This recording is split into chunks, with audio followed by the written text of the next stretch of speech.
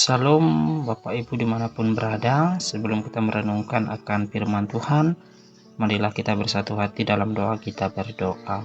Terpujilah namamu ya Allah, Engkaulah Allah sumber kehidupan kami, dan kami boleh bersyukur atas kehidupan kami saat ini.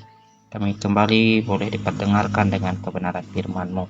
Urapi kami agar kami boleh memahami dan mengerti akan maksud Tuhan ini. Dalam Yesus Kristus kami berdoa. Amin. Renungan firman Tuhan untuk kita pada hari ini yang tertulis dari kitab Samuel, kitab 2 Samuel pasal yang ke-9, ayat yang pertama sampai ayat yang ke-13. Namun saya akan membacakan ayatnya yang pertama sampai ayat yang ketiga dan kemudian ayatnya yang ke-9. Berkatalah Daud, "Adakah orang yang tinggal dari keluarga Saul? Maka aku akan menunjukkan kasihku kepadanya oleh karena Yonatan. Adapun keluarga Saul mempunyai seorang hamba yang bernama Ziba, ia dipanggil terhadap Daud. Lalu raja bertanya kepadanya, 'Engkaukah Ziba?' Jawabnya, 'Hamba tuanku.' Kemudian berkatalah raja, 'Tidak adakah lagi orang yang tinggal dari keluarga Saul? Aku hendak menunjukkan kepadanya kasih yang dari Allah.' Lalu berkatalah Ziba kepada raja, 'Masih ada seorang anak laki-laki Yonatan yang cacat kakinya.'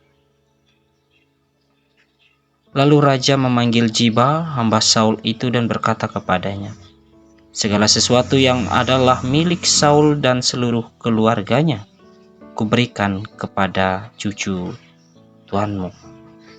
Berbahagialah orang yang mendengarkan firman Tuhan dan memeliharanya." Salam Bapak Ibu, sahabat pendengar BHJD dimanapun berada. Kiranya damai dan sukacita dari Tuhan kita Yesus Kristus selalu menyertai kita sekalian. Hari ini kembali kita mendengarkan firman Tuhan yang sangat luar biasa yang tertulis dalam kitab 2 Samuel pasal yang ke-9 ayat yang pertama sampai yang ke-13 tentang kasih Allah memampukan kita untuk mengampuni dan mengasihi yang diajarkan melalui Raja Daud. Sebelum Daud menjadi raja untuk umat Israel menggantikan Raja Saul, Daud melewati proses dan pergumulan yang sangat luar biasa.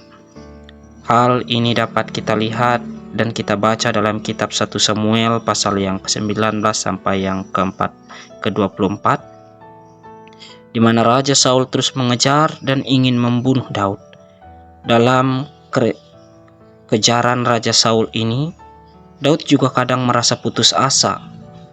Pergumulan Daud sering kita dengar dan kita baca yang tertulis dalam kitab Mazmur, seperti dalam Mazmur pasal 64 ayatnya yang kedua. "Ya Allahku, dengarlah suara pada waktu aku mengadu, dan jagalah jiwaku terhadap musuh yang dahsyat." Dari Mazmur Daud ini betapa Daud bergumul dalam hidupnya oleh Raja Saul dan pasukannya yang terus mengejar dan ingin membunuh Daud. Ketika Daud diangkat menjadi raja orang Israel, ia tidak membalas apa yang dilakukan oleh Raja Saul. Daud tidak sama sekali menaruh dendam. Daud juga tidak mengingat-ingat perbuatan Raja Saul. Tetapi Daud malah sebaliknya menunjukkan kasihnya kepada keturunan Saul, sama seperti yang kita baca dalam ayat yang ke-3b. "Aku akan menunjukkan kasih dari Allah."